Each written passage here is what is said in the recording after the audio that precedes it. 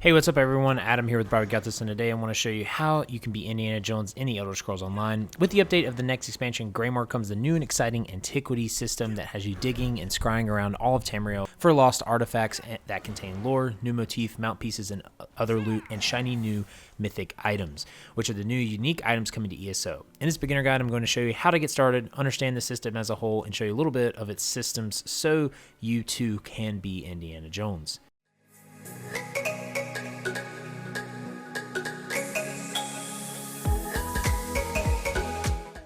Before we get started, I do want to mention if you want to watch me play live, I stream on twitch.tv/brahwegotthis on Monday, Tuesday, and Thursday at 9 p.m. Eastern Standard Time. The link is in the description, and if you want to join our new and growing community of new and veteran players, make sure to join our Discord, the Brafia, and our guild, the Necrodaddies. And lastly, make sure to stay up to date by following me on social media as well.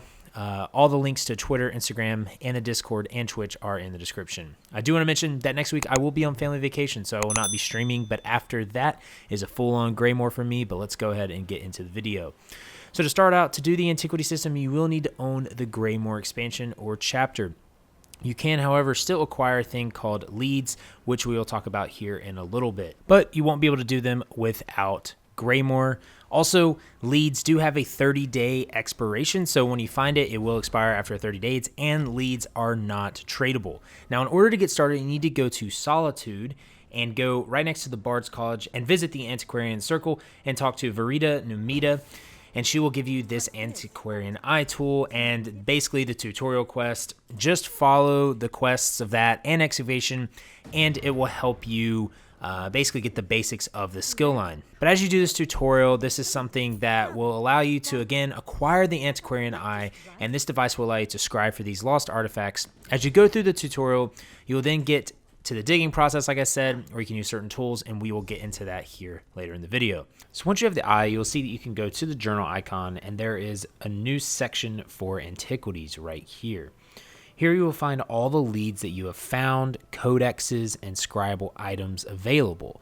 So in order to scry a lead or an object, you need to be in the zone that corresponds to it. So if you have one that's in the, let's say Alakir Desert, like Satakal Skin Razor, you can't be standing in Western Skyrim or Somerset like I am now. It won't allow you to scry the object. You have to be in the zone. So right now I can scry this object because if you look at the DLC, I'm in Somerset. It's right here.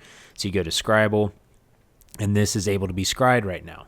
Also, some of these leads that you're going to get are in DLC or chapter zones like I'm showing now, which means you will need to own some of the DLC or chapters to obtain some antiquities.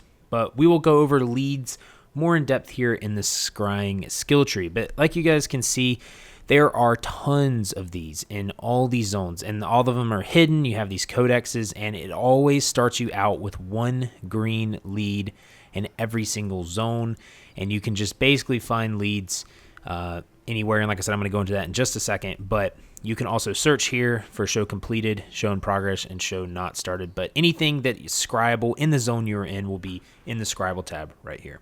Okay, so let's go into the scrying skill tree. So you have this one, and you have excavation under world.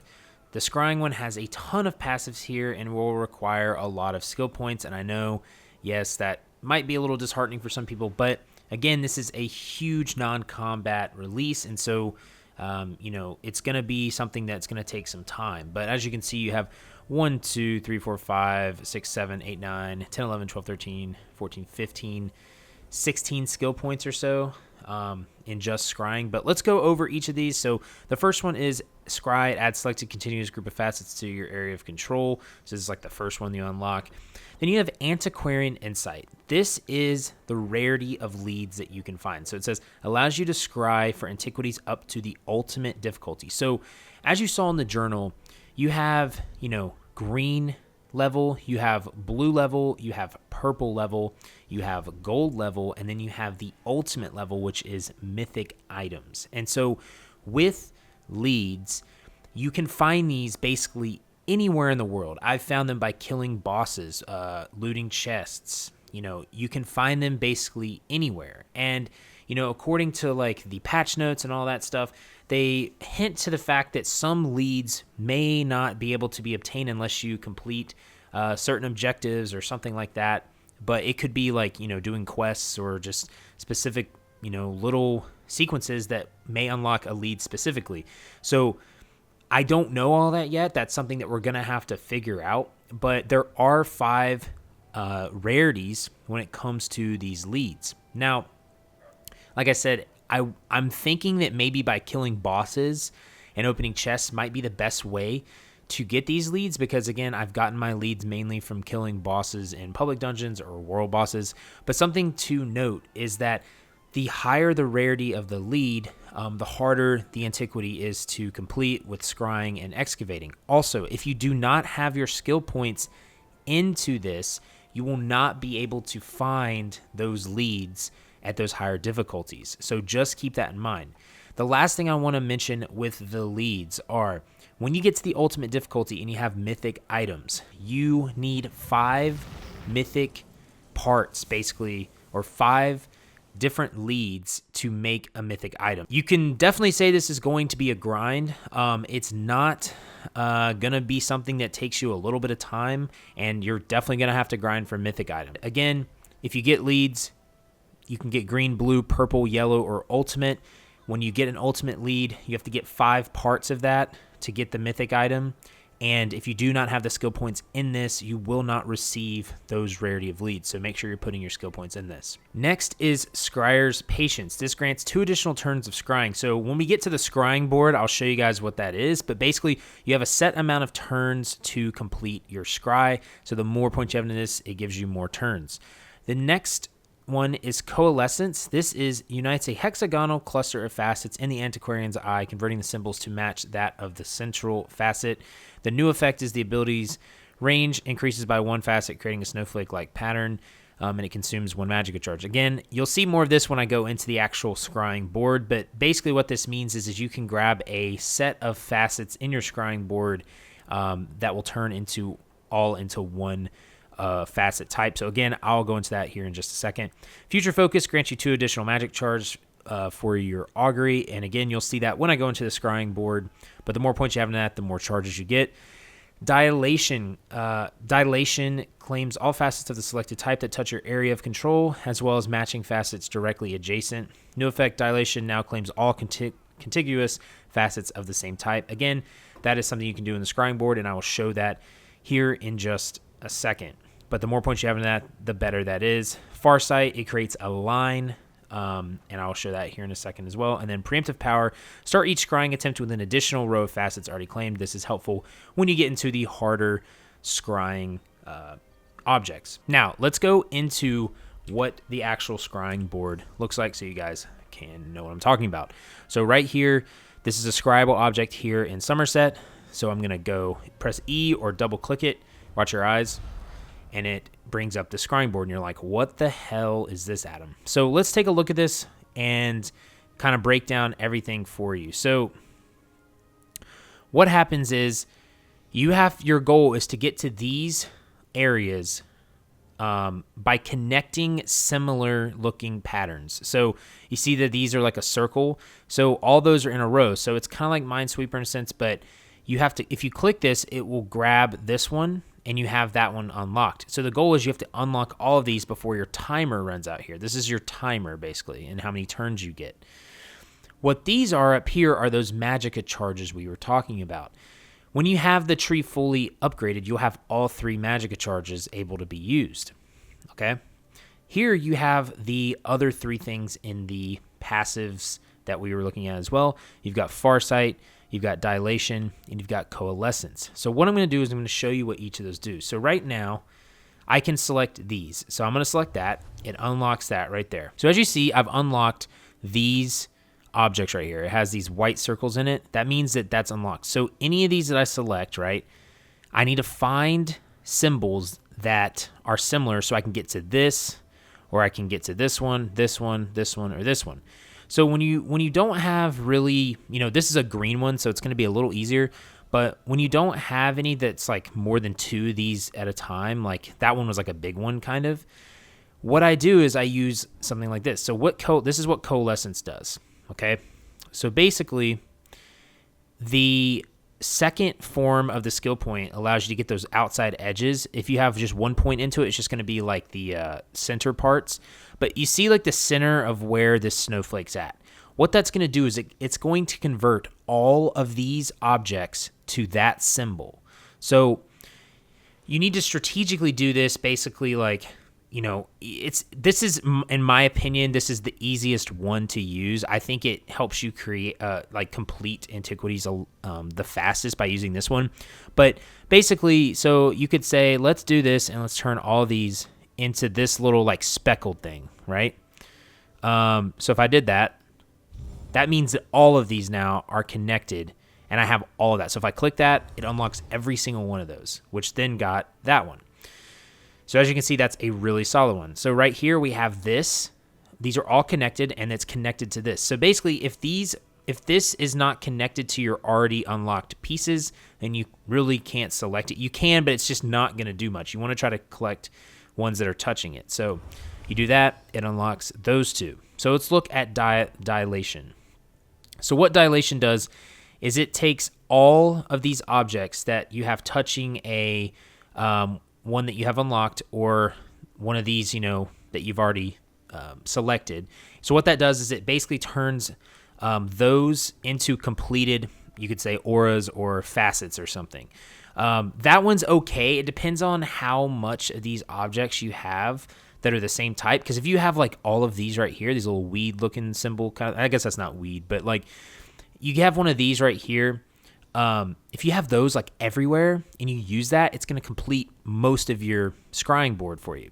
So that one's decent. It just depends on what your scrying board looks like. The far sight is something that just creates a line. So if you go from here to there, so you can do that, or you can do here or like here to there, and it will do that. But it only goes a certain distance. And so I'll do that one just to show you guys. And as you see, it's using up these Magicka charges here. These are depleting. And then right here is my time limit. The higher the difficulty of the lead, you're going to find more stricter terms. So you're going to have less turns to do it. So you are going to have to do it quicker. So again, I'm going to use just Coalescence. It's one of the easiest ones in my opinion. See, as you can tell. And what you notice is when you use one of these, it does not use a turn. So that's nice. So what happens is I completed it all, right? So it showed me the dig site in Somerset. Okay.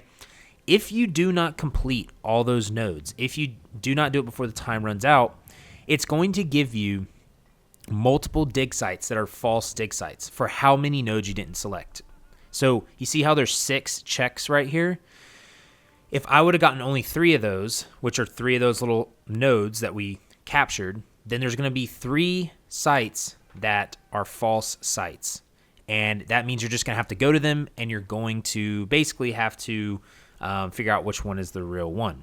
Now, before we go into the excavating part of the video, the first thing I want you to do is put the Antiquarian eye on your quick slot bar. So if you go into your tools here, I didn't know this for the first 10 antiquities that I did, basically. And let me tell you, this helps a lot. But what you can do is when you get to your dig site, you can use this quick slot item, and it will point you in the direction of the antiquity. So I have the Antiquarian eye on my quick slot here, and I am now in the dig site, as you can tell. So if you quick slot and you press Q, you see this little orb that comes up, and basically you want to follow the tail. So you see how it like has like a little jet stream at the back? Follow the jet stream. Do not follow the big orb direction. Follow the jet stream. So the jet stream is pointing this way. So we're going to go this way. So as you can tell, here is the dig site, which is nice, and you can start excavating it. So before we excavate it, what we're going to do is we're going to go over the excavation line. So what you have here, again, there's basically 7 passives, again, that you have, so a lot more skill points that you're going to have to do and put into, so just keep that in mind. You will have to use a lot of skill points. So first we have the hand brush, which removes a single layer of soil or rock while excavating, also generates intuition, allowing you more advanced digging techniques. So the new effect is intuition meter doubles in size, which is nice. So you have 2 points in that. You have the auger, which indicates how near the antiquity is to select a location. The new effect is the effect depth of the auger is enhanced. You have the trowel, which removes a deep but narrow portion of the soil rock while excavating. Use of trowel to safely detonate fissures and trigger soil and rock clearing chain reactions. So we'll get into a little bit of this here in just a second. You've got keen eye dig sites. This will be easier to see when you're 30 meters or closer. This is the only keen eye that's actually helpful. Well, the other keen eyes are helpful, but again, I don't use it as much on my characters just because I put my skill points into other crafting nodes. But keen eye dig sites is nice, and keen eye treasure chest is something new as well that's going to be able to help you see treasure chests farther away. So this is going to be so helpful in trials and dungeons and stuff. So very nice little addition they added here, so I'm glad that they did that. You also have excavator's reserves, further increases the amount of time you have available when excavating a dig site. Pretty self-explanatory. And then you have heavy shovel, which removes a full layer of dirt and rocks within a large area. Shovel only affects a single contiguous height of dirt and rocks. New effect, the heavy shovel has a chance to consume 0 intuition when used. So what we're going to do is we're going to go into that so you guys can understand what that is. So we have the dig site. We're going to go into it, and you'll see here we have a little mini game. Okay, the first thing off the bat that you'll see is you'll see these little gas things coming up. That is what the trowel can be used to trigger and kill these explosions. Because what can happen is if you look at the top here, you have a health bar of the antiquity. If you damage the antiquity, it's destroyed and you won't get it basically. So what that means is you can damage it in many ways. You can excavate too close to these gas fissures and it can explode. You can use a shovel or a trowel and damage it by digging into the antiquity.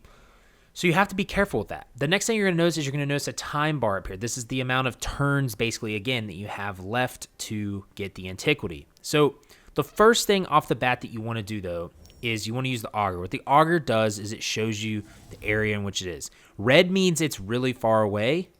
So what I typically do is I just kind of do I do a couple away from things just to kind of get a better idea. Orange means you're closer.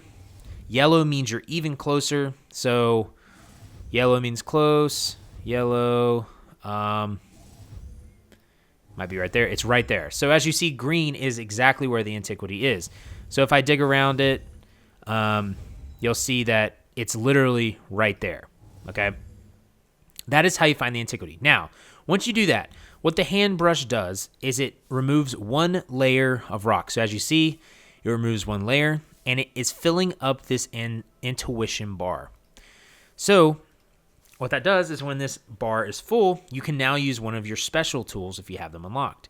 So what the trowel does is it will dig completely down into the ground. And as you saw, I damaged the antiquity because the antiquity is right there. That was not a smart thing for me to do. So what it does, though, is it literally picks a single square and digs completely down. So you have to be careful with the trowel and the heavy shovel. So now my intuition is gone. So what I'm going to do is I'm going to clear this stuff. I'm going to find the antiquity. So there's that. And now I've found the antiquity, so I have bonus time to uncover multiple bonus items. So what you can do is with the shovel, my intuition's full. It will clear basically all of that layer that is the same layer. So that used the shovel. So now we got to get my intuition back. So we're going to just clear some stuff. And then so if I do, let's see, if I do like right here, you'll see that it's going to remove that square right there because it had the most of one layer. So like the more of one layer you have with the heavy shovel, it's going to remove that layer and not the other ones. Okay. So now we're going to keep digging, see if we can find some more stuff. And intuition's full. So what the shovel does, let me show you what the shovel is. So you see this gas pool? If you click it, it will help remove that gas. So now let's do this. Shovel again. Okay, got rid of gas. So we'll do this. Shovel again. Got rid of that gas. So that means there's not going to be an explosion, which is nice. Do this again. Shovel. Get rid of the gas. This just helps protect the items that you're actually looking for. So just keep that in mind when you're doing this. Now we have this. I removed all of that. And you can have strategy with this. If you remove single layers, so for instance, let's do, Let's get it all to this layer right there. So now I can use the shovel to remove almost the whole square. So that's what's nice about that is you can like basically use strategy to get a whole layer removed with this heavy shovel. So as you saw, I did that, and there you go. There we go, and now we're at the bottom, and I cleared that whole space. And as you can see, I have a lot of time on this. When you were in, when you were doing antiquities that are harder and harder leads, you're going to run out of time a lot quicker, so you have to keep that in mind. But look, so as I completed that excavation, I got a new lead from that. So that is one other way that you can get leads. You can get them from by just completing antiquities, or you can get them from boss drops, chest drops, Sigic portals, all types of stuff like that. So keep that in mind. Now, I'm going to make an advanced antiquity guide eventually, but there is so much to unpack with this new edition. So I want to also make a video showing you all the fastest methods of leveling this skill line, because right now it isn't something that you will level in a day. It will require investment of time, which in my opinion is okay. This is supposed to be a massive content drop, and if you could level it up in a day, then I think that would be disappointing. I also don't mind if it's a grind, and in my opinion, this grind is way better than the Sigic Order. This, you are digging up treasures and finding lore and possible pieces to a mount and parts to mythic items. But there you have it.